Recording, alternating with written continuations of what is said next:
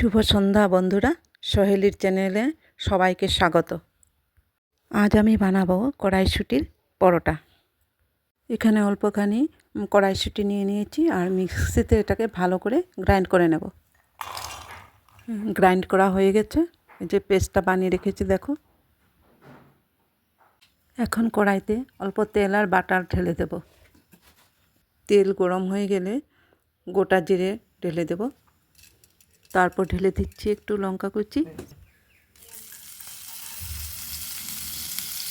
আর একটু আদা কুচি। এখন খানিকটা নাড়াচাড়া করে একটু পেঁয়াজ কুচি ঢেলে দেব।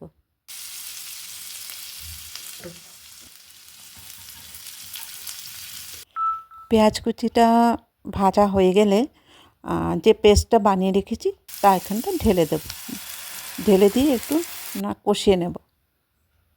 তারপর এতে একটু নুন ঢেলে দেব।